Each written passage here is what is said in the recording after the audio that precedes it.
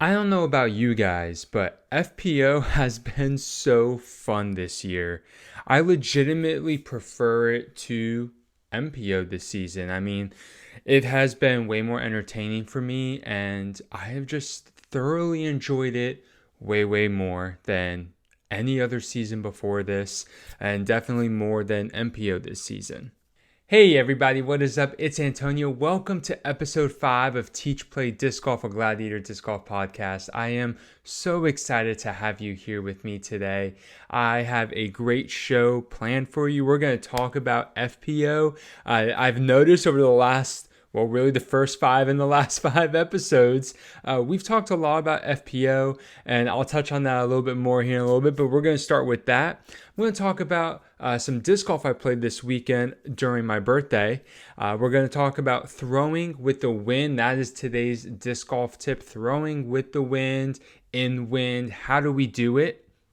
Then we're going to review the Loft Discs Xenon. I am so excited for this disc review. I think you guys are going to like it a lot.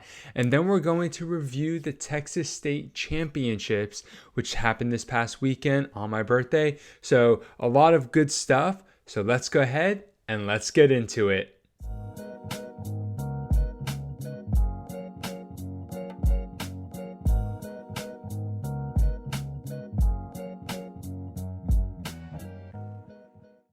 This past weekend was so much fun. Disc golf, just in general, was an absolute blast. We had the Texas State Championships, and it was my birthday, and I played some disc golf. But I want to first just talk a little bit about the FPO field, my thoughts this season, especially with Texas State's happening. And then I'm going to talk a little bit about my personal disc golf journey this weekend and share some insight into that. First off, the FPO field has just been absolute fire this year. Not only at Texas State, but just this entire season. It has been so much fun watching FPO coverage, whether it's live or post-produced. And I am not the only one that feels this way. There's a lot of people who have been enjoying FPO coverage this year, and there's good reason for that. There have been 6 unique winners this year, which is a record. The previous record was 4 to start off the season. We have 6. Every Disc Golf Pro Tour event, Elite and Silver Series, has had a different winner this season, which is just incredible. I mean, that is something that you dream of having when you're a coordinator, when you're planning the Pro Tour. It's so good for the sport to have different winners. But for it to actually happen is something completely unique and is in its own, level entirely. And so the fact that this is happening is just phenomenal for FPO division. And that kind of leads me to my next point. So far this season, I have enjoyed watching MPO. I have. It's been a lot of fun. Calvin's been shredding it, and we'll touch on that a little bit later. But honestly, I have preferred watching FPO. The FPO division has been way more fun for me to watch. I've enjoyed it more. And there's a couple reasons for that. First, I am still not, FPO skill level, at least, for the top of the top. But I will say they are closer to my skill level. And so it's really fun watching them play and seeing how they execute shots, seeing how they perform on certain holes on the course. I'm like, okay, that hole was like this one I've played at this course, and that's kind of how I did, and how would I attack it? It's just a lot more realistic for me. I can't throw 700 feet, 600 feet, 500 feet. But so it's nice to, like the MPO players can, so it's nice watching FPO be like, hey, I can attack this course like this. So closer to my skill level. Also, the new competitors that we're seeing every weekend, the new winners that we're seeing, it's just making it so much fun. They're making a name for themselves. We're starting to talk about players that we used to not ever talk about. I've been, around disc golf now for 5 years, and I remember a time obviously within the last 5 years where the conversation was very simple. Katrina Allen and Paige Pierce, and that was it. And that wasn't all that long ago. We're talking like 2020. That was the conversation. We knew of this person, Kristen Tatar, this European player from Estonia who was winning over there, and now she's coming to the States and she's competing in some events. But it really was the Paige and Katrina show. There were a couple weekends here and there where somebody else made the name Sarah Hokum, who's obviously a world champion, great woods player, really unique playing style. She's forehand dominant, and a couple others out there. But like, we weren't seeing those players, Haley King, Sarah Hokum and all, like compete week in and week out. Jessica Weiss, Lisa Fakis. We weren't seeing them compete every single week. But now, Katrina Allen, Paige Pierce, even Kristen Tatar this season, it is not a walk in the park. They have to legitimately compete every week, not with just themselves, not with just each other, but with the entire field. And that has just been so much fun to watch, because it just feels like every week you're wondering, who's it going to be? You know, when we get to Music City Open, it's going to be a really interesting question of who's going to win. Because Owen Scoggins hasn't won yet this year, but she's been close in every single tournament. So maybe it's her time, but we'll see. That'll be next week's episode, because Music City Open's not for another 2 weeks, so we won't delve into that much more. But I've just preferred watching FPO. It has been so much fun. And if you have not been watching FPO coverage, I want to encourage you to watch it. Even if you can throw further and play better than the FPO players, maybe you have a higher ranking than them, a higher rating than them, still go ahead and watch them. And first off, to support them, but also it's just been a lot of fun, because you never know who's going to win. And it's not because the competition isn't thick. The competition is fierce, and there's a lot of great women out there. So it's been a lot of fun to watch. So this past weekend, I should say, was my birthday. And because of that, I did not watch a lot of live disc golf. My weekend, or my birthday, tends to kind of follow this pattern that maybe a lot of you guys have since you're disc golfers. You wake up, you maybe eat something, and you go play disc golf all day. That's what it was for me. But I have a fairly unique tradition on my birthday that I've shared on social media, and I'll share it here, is that in 2019, we had the first ever minus 18 round. Paul Macbeth shot minus 18 at Waco. And this was when the pars were a little bit higher. This was when the pars were a little bit higher. We had some par 5s that are now par 4s, and some par 4s that are now par 3s.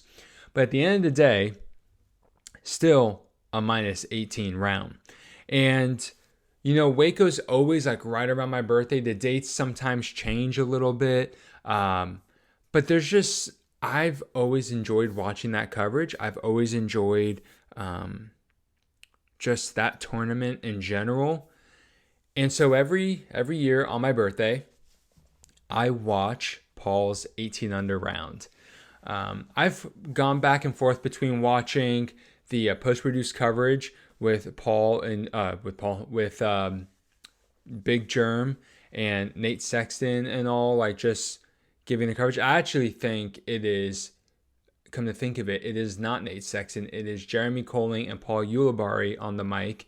And just watching it with all four players on the card, I flip sometimes that one, or I watch the one where it's another edition of Paul's 18 under round, but Paul is on the mic with Jeremy Colling and Paul Ulibarri, and it's only Paul's shots, and he just talks through the round, what he was thinking as the round was going on, and that kind of thing. So really, really cool.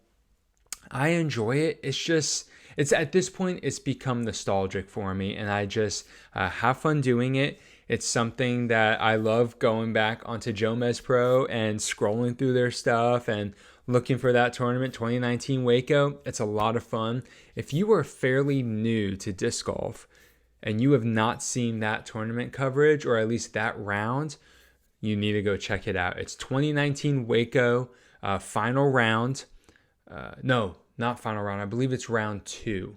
It is not the final round. I believe it's round 2. 18 under, Paul Macbeth, Jomez Pro. Definitely go and check it out. Totally worth your time. It's really cool. You could either watch just the regular post-produced or the one with Paul, but I highly recommend it. So that's how I started my morning. That's how I started my birthday morning on Saturday. Put that on, drank some coffee, and just really enjoyed it. After that, my wife and I went to a town south of us called Columbia. Now, I've said this in a previous episode. I know most of you are not going to know the courses I'm talking about, but for those that are nearby, you'll know what I'm talking about. And also, just to kind of, talk through my rounds, I want to talk about my disc golf journey and what I'm up to. And I hope that through these discussions, as I post reels and YouTube shorts about them, you'll get familiar with these courses as well. So we were in Columbia, and the course was about 40 minutes away. And it was one of the best days of disc golf I've ever had. Something about that day, everything was clicking. I was firing on all cylinders. I had never played this course before, and we played it twice. Or really, I played it twice, and my wife walked with me. She was awesome. It was so much fun having her there with me. And honestly, that's probably why I was playing so good, because I had someone to talk to. And just, I wasn't solely focused on disc golf. So that was really fun. And I just played really, really well. I believe I shot 5 under the first round, and that was awesome. I mean, I was throwing really well. I was making some awesome putts. And then the second round so the first round was like the short tees to the long baskets. So it was like short tees to blue baskets. And then the second round, we did the long tees to the short baskets or the red baskets. And a lot of the holes were just maybe longer extensions of themselves, or some of them were longer extensions. But this course, Woodland Park in Columbia, did a really good job of offering different shots for every tee pad. And then obviously, depending which basket you're going to, because both baskets were in, it was just really well done. That course is awesome. And so, I actually shot -6 on the shorts to blue baskets. And then I shot even on the long tees to the red baskets. And there's a couple reasons why I shot a little bit worse the second round. Obviously, fatigue is the biggest reason in there. I've noticed that when I play tournaments, my first round is normally better. On tournaments where it's like 2 rounds in one day, I normally play better round 1. And I was really excited to see how lunch in between rounds and everything was going to affect me without the pressure of a tournament. And sure enough, obviously it was a different layout, but fatigue was there. It was just a long day, and the sun was out, and it wasn't like temperature wise hot, but it was warmer than the weather we had been experiencing. And so all of that kind of came into play. So I shot a few strokes worse, but technically it was a different layout, and I still really enjoyed it. I mean, it was just a really, really good time. And so I had a blast playing that course. It's a little bit out of the way, but I could definitely see myself going back. What was pretty funny is that, my wife has come with me every now and again to disc golf, and she has seen me at my worst when playing disc golf. We sometimes laugh that when she comes with me, I look more like a lumberjack than actually a disc golfer. But I impressed her this past weekend. She even thought that I was playing really, really well, and she was impressed with some of the putts I made and some of my throws, and it was just a lot of fun. Things were just clicking, and it's one of those things where I can't help but say it over and over again. This month, the month of March, disc golf has been so much fun, and I've just absolutely loved it. So I wanted to just share that with you, share my thoughts a little bit about FPO. But let's go ahead and let's get into our disc golf skill on this episode. I am so excited to talk to you about this. Today's disc golf skill is brought to you by GiveGo. If you're unfamiliar, GiveGo is a coaching app. And if you send a video to me on GiveGo, I give you direct feedback with animated graphics and voiceover, coaching you through some improvements in your form. There's also an option to just have a face-to-face talk where you send me a question about, hey, how do I build my bag? Or what discs do you think I'm missing here that I can include? And I send you a video back kind of talking you through some of the decision-making process with that. If you're brand new to GiveGo, you can use code ROGERO for a free session with me to kind of get your feet wet a little bit, see if you like it. So let's go ahead and let's talk about how to throw in and with the wind. Throwing with the wind is something every single disc golfer needs to know. It is unavoidable. There's hardly a day when you play disc golf and there's not even a little bit of wind. And so depending on your skill level, that little bit of wind can affect your disc. But obviously there are days when it's really windy and you really want to go play disc golf. So it's important to know what you need to do when you're playing with those conditions so that you can still enjoy disc golf, shoot well, and have a good time. So let's go ahead and let's start with headwinds. This is probably the most frustrating wind to deal with. Headwind is basically when the wind is blowing into your face. Think about like if you were walking, wind is blowing in your face, kind of slowing you down, right? Well, guess what? The same thing for a disc. When a disc is in a headwind, it feels or it's flying slower. But here's the thing. The disc might be flying a little bit slower, not like several miles per hour, but because the wind is going to be so fast while the disc is flying, it's going to start to turn a little bit more. And this is why you see discs turn over in headwinds. It's this aerodynamic properties where basically what happens is even though the disc might be flying 40, 50, 60, 70 miles per hour relative to the ground, because there's this wind coming, the disc in a sense acts like it's flying faster. And so when the disc flies faster than it's supposed to, let's say, it starts to show more turn in its flight. And so what's happening here in a headwind is that your disc is more likely to turn over. So what do? You throw a more overstable disc. Now, before we get into the nitty-gritty of this kind of thing, I just want to say, when I say overstable, neutral, and understable discs, think about that relative to your skill level.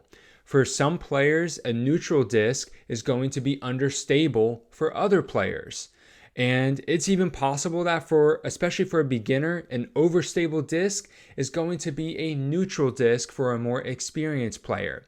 So try not to think so much about what other people are throwing when we talk about this. Rather, think about what you are throwing and what is your overstable, neutral, and understable disc. So in a headwind, you want to take that overstable disc because it's going to fight the urge to turn. Most times, you don't want a disc to turn in the headwind. And the biggest reason for that is you can't control just how much it's going to turn. So that's why it's helpful to throw a more overstable disc. So for example, my fairway drivers right now are the Lone Star Disc Mockingbird. It's 7.5 minus 2.1. If I throw that disc in the headwind, it's going to turn over. All right, because it's already a fairly neutral disc, and so in a headwind, it's going to just turn over and be super flippy.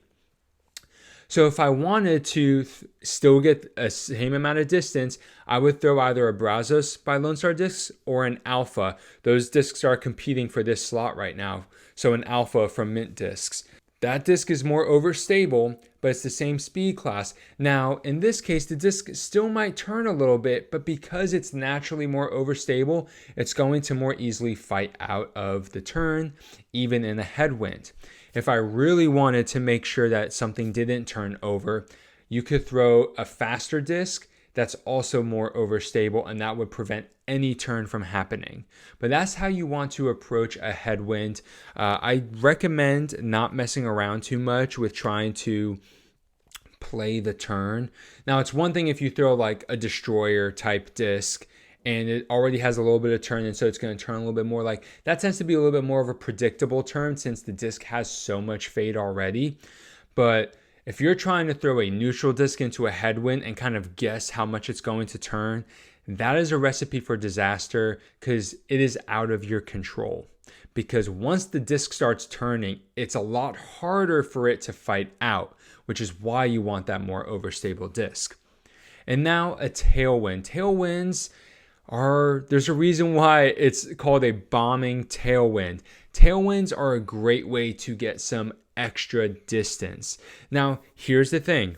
A tailwind makes a disc fly more overstable. The headwind made a disc fly more understable, so that's why you use an overstable disc.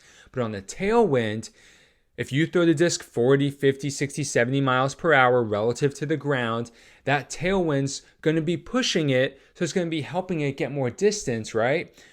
But the disc is going to feel more help, and so it's going to feel like it's flying slower. So when the disc is below speed, all right, it tends to fade a lot sooner. And so what's going to happen here with a tailwind is that you're going to throw a disc and it's going to fade out a lot sooner. So how can you fix this and still get a lot of distance? Throw an understable disc.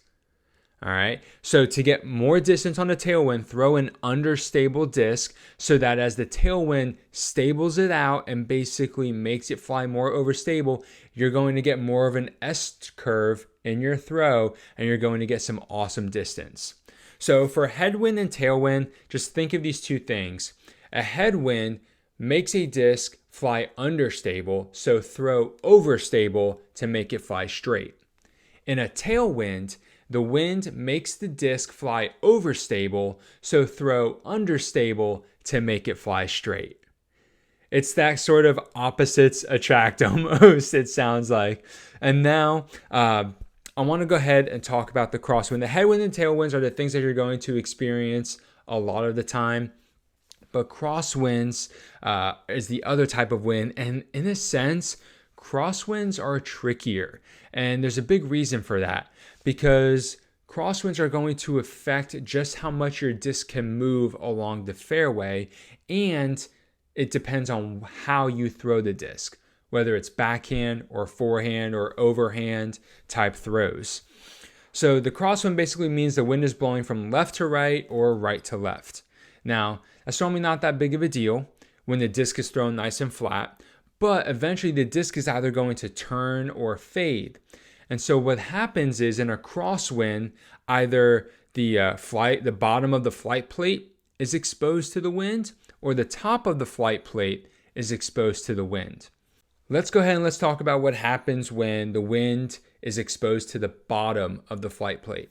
When the bottom of the flight plate has wind blowing under it, guess what? That glide is going to turn into lift, and the wind is just going to pick that disc up, which is why you'll see players when there's some kind of wind, they'll throw a hyzer nice high and wide, and they'll just let the wind do all the work. And so it's definitely a way to, use the wind to your advantage, which is something I'm a huge proponent of.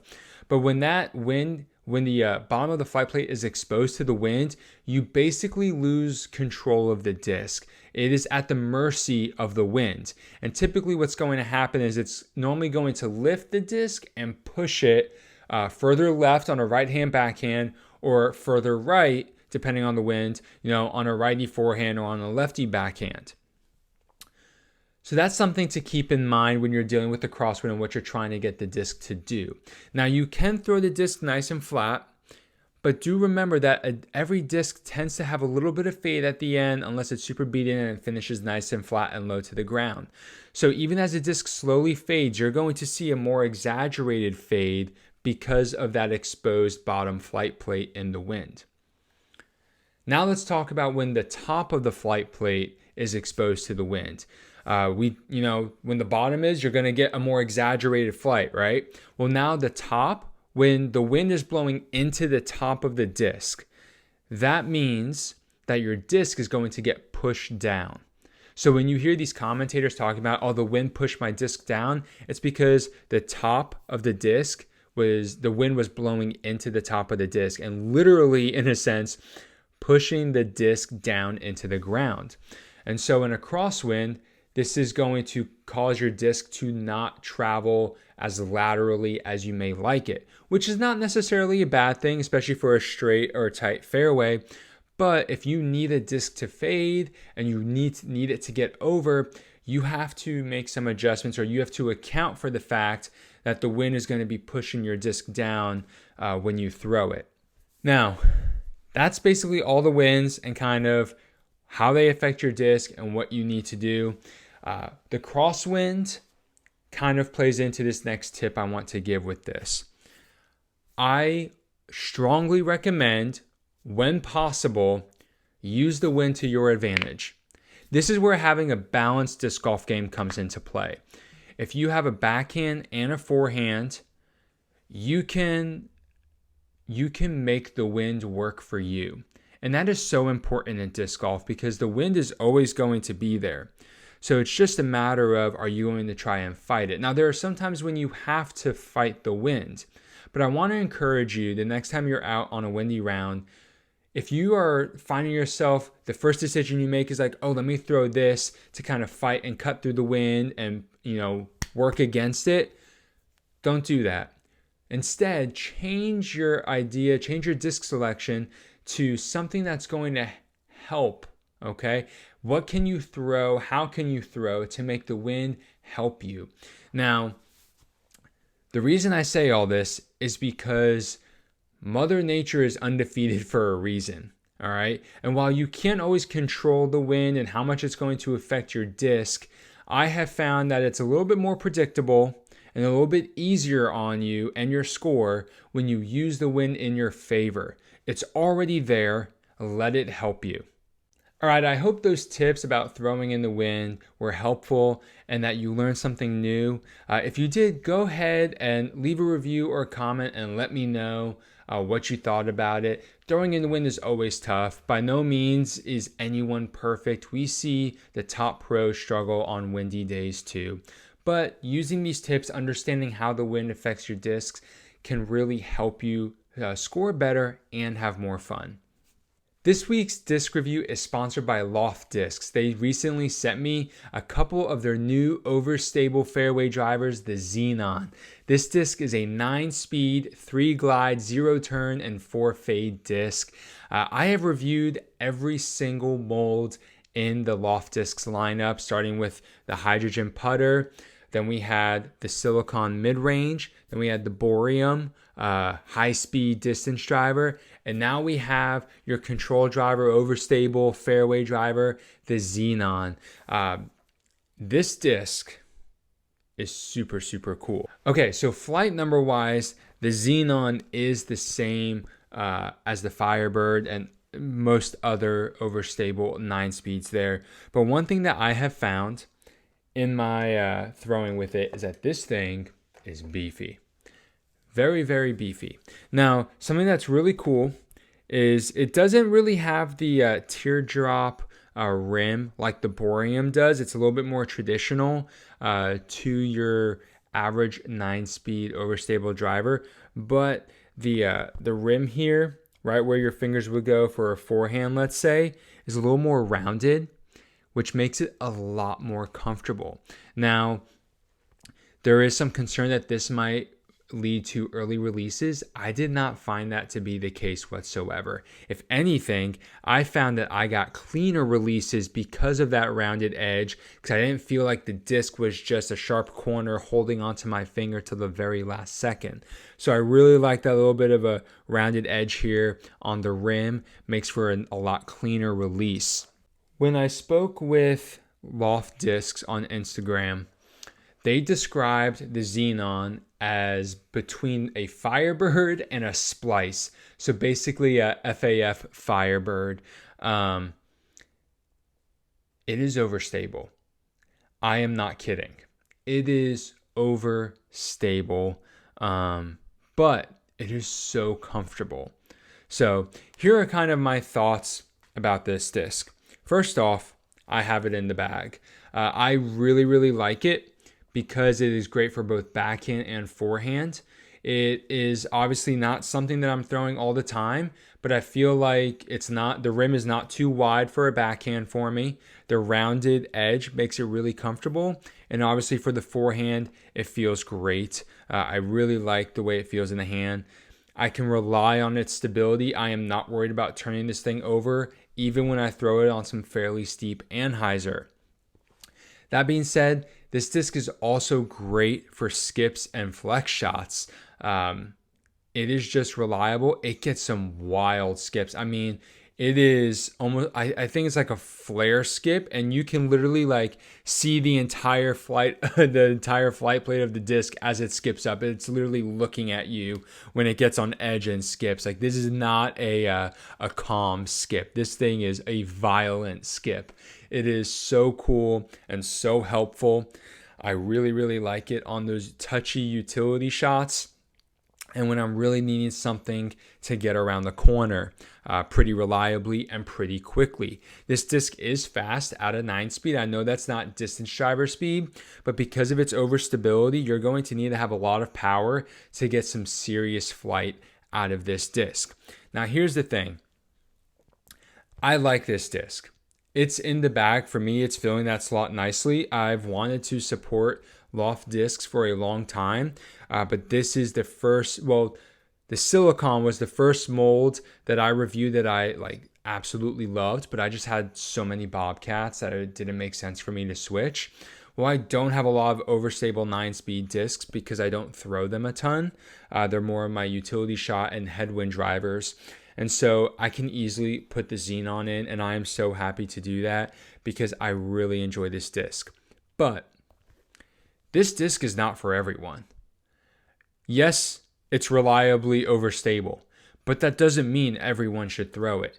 There are other discs out there that, depending on your experience, can be just as overstable, but give you more control and better flight than the Xenon. So I want to just be forthright and be honest about that. Like, yes, I bag it. Yes, I like it, and I'm learning it more and more. But it's not for everyone.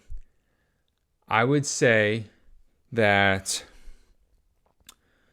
this disc will really benefit players who can throw 7 speeds over 300 feet. If you can do that, you have a use for the Xenon if you don't have that slot filled already, or if you're wanting to try something new. If you are not able to throw 7, 8 speed discs over 300 feet, this disc is too fast and too overstable for you to be your 9-speed overstable driver. I would recommend considering something like a Thunderbird or like a Westside Bear or Stag, something that's still a 9-speed, so you get that skip, but not nearly as overstable. Even some of the Lone Star Disc Mad Cats, or maybe like a Brazos or Dos Equis, those could work. But this disc is a touch more overstable than a Firebird, and so because of that, it's not ideal for everyone. I use it really for utility shots. I have found when I need a really big skip, or obviously if I have a pretty stiff headwind. But this is not something that I'm looking to beat in and season and have it kind of cover a variety of slots in my bag. No, this is going to do one thing for me. It's going to fly over stable and it's going to skip, and that's exactly what I want it to do. So I hope that all makes sense. If you want to try it out, definitely check out Loft Discs. Also, check out OTB Discs. I'm sure they and many other retailers will be looking to get some of these in stock. But I love OTB. I've been sponsored by them for 2.5 years. They are absolutely awesome. So if you want to get these from Loft Discs or from a retailer, check out OTB when they drop. And you won't be disappointed, because I'm telling you exactly what to expect. A fast, overstable disc. Now let's go ahead and let's transition from the disc review to talking about Texas State Championship. I really enjoyed disc golf this weekend, like I said earlier, and part of that was because of Texas State. It was in Houston at Brock Park. Now, in last week's episode, I wasn't really sure what to expect from this course. I know it was a former golf course turned into a disc golf course, which I think is really cool. And I gotta say, it blew my expectations out of the water. It had way more trees and wooded lines than I was expecting. And it's not like these players were in the woods, but the way they positioned the baskets and the tee pads and the lines and what they were asking the players to do, I just think they did a great job designing the course. Now, I think there are some holes that need some adjustment, but players could not just hyzer around everything. They had to hit lines. They had to throw through trees.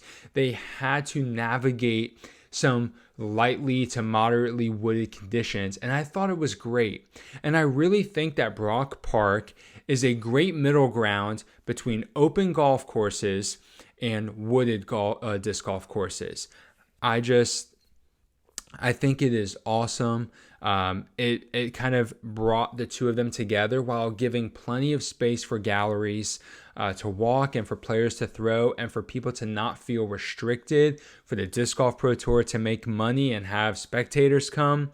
I just think that is awesome. And because of all those reasons, with some adjustments, I think this course will be back next season. I think there was just a lot of competition, good competition this past week, that I don't think the Disc Golf Pro Tour could look at this and say, no, yeah, we're going to move it again. We're going to go back to Tyler, Texas, or we're going to go to another course in Dallas, or we're going to go to San Antonio or something, or even relegate Texas State down to an A tier, which I don't think would be a wise move. I don't know that this event is ready for Elite Series. I think it's going to need a few more years on the Silver Series to really kind of find its place and get the layout where it needs to be. But I think it's pretty close. I think maybe after next season it could be ready, or another 2 seasons, depending on how it goes. But I think it's an awesome course. It was a lot of fun to watch. But one of the things that stood out to me the most was, and I talked about this last week's episode, is that the course designers didn't just take the MPO layout, throw a couple short tee pads on and say, okay, FPO, here's your course too. No, if you watch the MPO layout and then you go watch the FPO players play, you're looking at different courses. You're looking at different holes for the most part, which I think is just awesome. And giving the FPO division a dedicated course, I'm not surprised that the women loved it. Yes, there are always things that can be improved on a course, but it sounds like the general consensus was that, first off, the FPO division just felt honored that the course designers would put in the time and effort to make a course specifically for them in a Silver Series, which is huge. And I hope that this continues to be a thing and sets the standard for future tournaments. But I'm just so happy for them. We're going to talk about MPO real quick, and then we'll get to FPO because there's a lot to talk about there. But first, let's cover MPO and what that tournament was like. So I think it's fair to say that Calvin Heimberg is probably the best disc golfer in the world right now. I don't know if rating-wise he's number one yet, and even if he's not, he is making the case for being number one regardless of rating, because he is absolutely killing it this year. He already has 2 victories on the Elite Tour. He won Las Vegas Challenge. Well, I guess technically this wasn't part of the Elite Tour. This was a Silver Series. But he already has 2 wins on the Disc Golf Pro Tour, the Las Vegas Challenge and now Texas State Championships. And I just think he is primed for this year. He looks focused.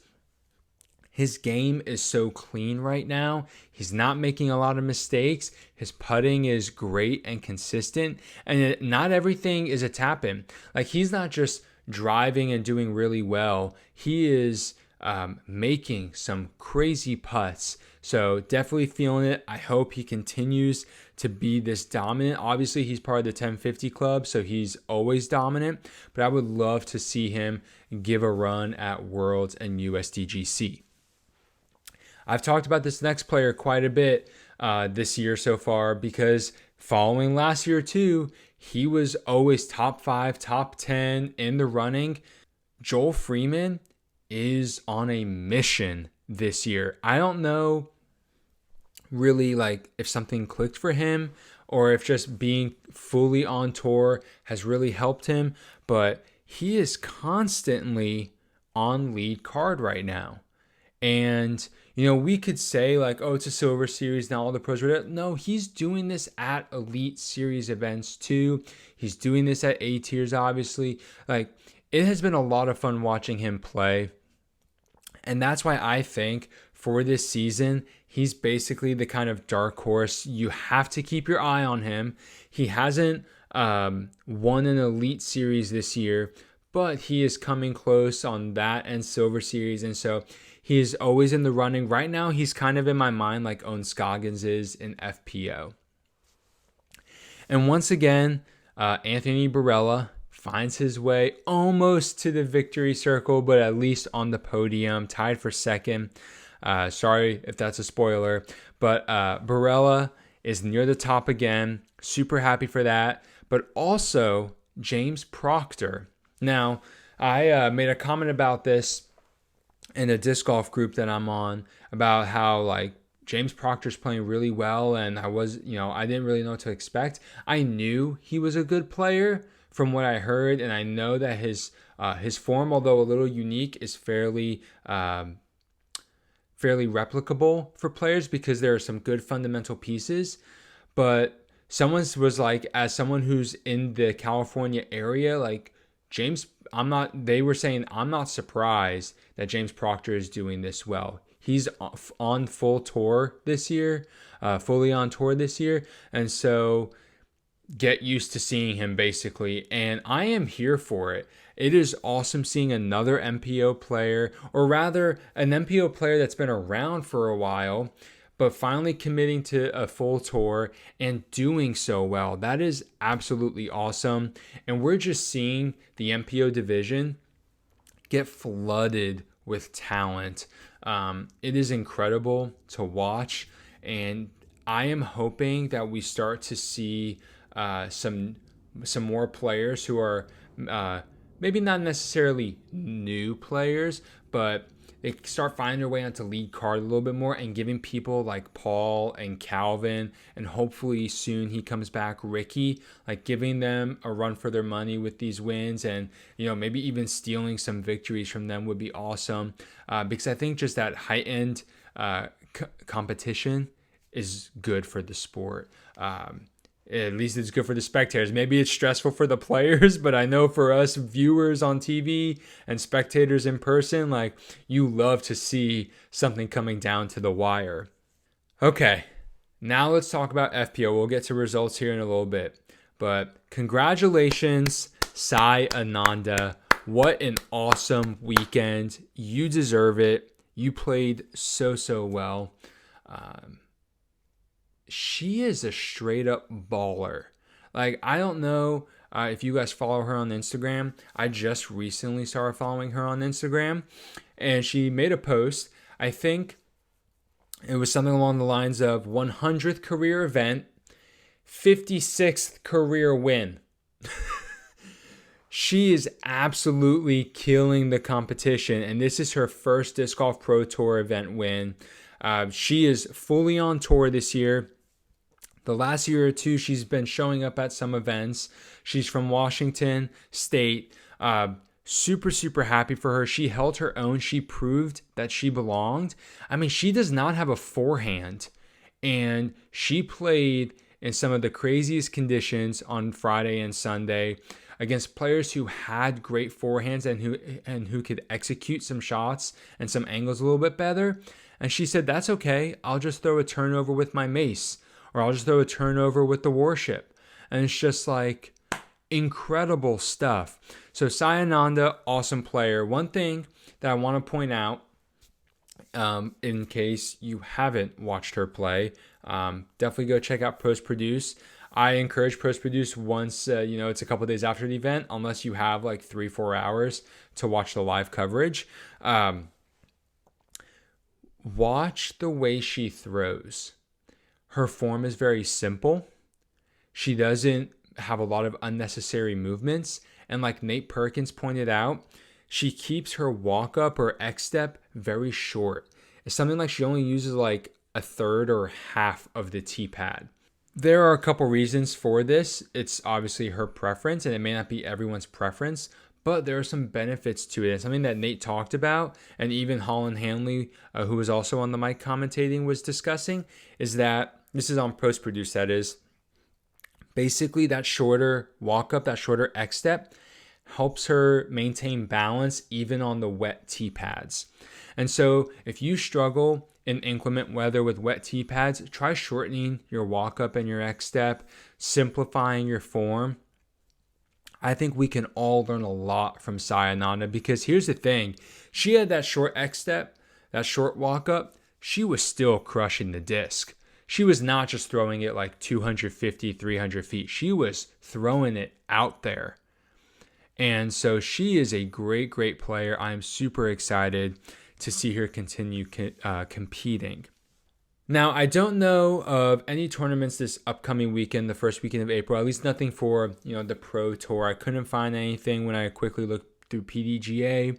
So I don't think there's anything happening this weekend, but that's okay because Music City Open is next weekend. And so in next week's episode, we'll get into that. We'll make some picks. So there's no tournament preview for this episode. So we'll just go ahead and let's look at the FPO and MPO results.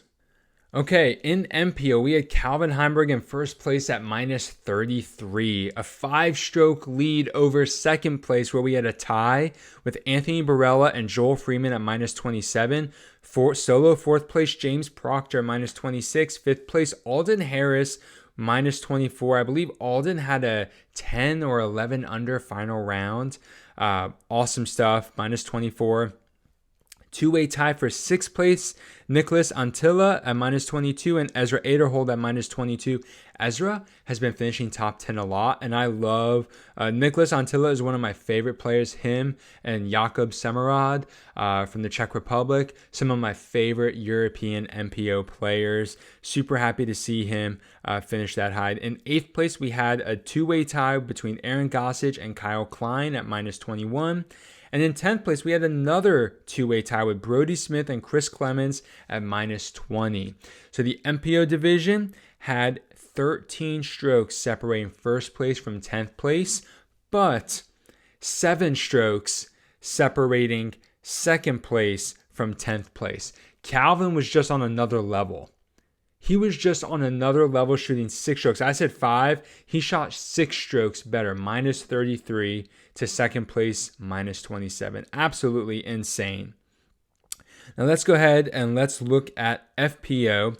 We had Sayananda in first place with a minus 20.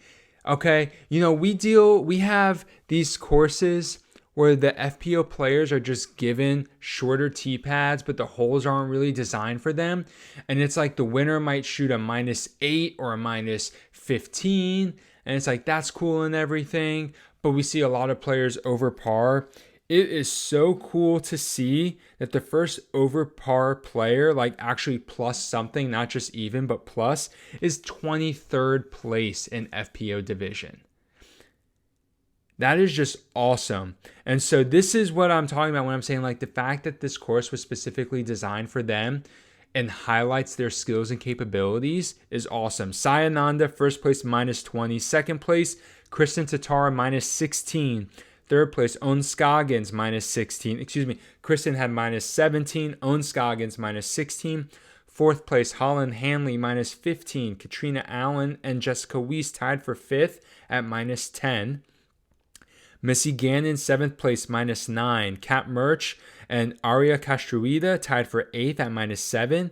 And solo 10th place, Emily Beach at minus 6. So we had 14 strokes separating the top 10 players, which is awesome. to have that close, but really similar to MPO. Sai was a couple strokes ahead of everyone else. And then so from 2nd to 10th place was 11 strokes. And then it just kept getting smaller and smaller as you go down. So the fact that we're seeing so many FPO players under par, we're seeing the gaps narrow. It's just really, really exciting. You know, I am hopeful that Owen Scoggins can win an event soon. She had some incredible putts this weekend. But I am getting more and more nervous that my prediction for this season and for FPO in general is coming true sooner than even I expected. We're just players that can throw really, really far, or just really far, even if they're not putting as well, are going to continue surpassing Owen, whose max distance I think is like 315, 330. Even though she approaches and putts well and putts better than most other FPO players, these courses, although like this one was designed for FPO, it's still like she was outmatched in some ways, and you could see that when she would throw the disc. So I'm hoping she can win something this year. I don't know if it's going to happen and when it'll happen. We can just keep hoping, but she has been consistent in the top 5, top 3. So when you're making your Grip 6 picks, guys, it is a safe bet to pick Kristen Tatar and Owen Scoggins, and then pick another random FPO player because you never know who's it going to be. But that's basically it. Those are the results for this Texas State Championships. I hope you guys enjoyed this show. We talked about a lot of different stuff. Talked about FPO, talked about my disc golf journey. We talked about throwing in the wind and with the wind and how to use the wind to your advantage. We reviewed a brand new overstable 9-speed driver from Loft Discs called the Xenon. A lot of good stuff. I am so excited for this season. I hope you are enjoying this podcast, this show. I know I am. So that's all I have for you today. I want to remind you of 2 things, and then I'll wish you well. Remember to teach someone disc golf this week, whether that's taking someone to the course for the first time or just giving someone encouragement, helping them with something, teach them something new. And then go out yourself and play disc golf. Have fun, enjoy it. That's why we love this game. We can do it solo, we can do it with people, but disc golf is just fun. I can't wait. I played earlier today and had a blast, took some video. It was just great. So I want to encourage you to do the same. That's all I have for you today, everybody. Until next time, have a great round.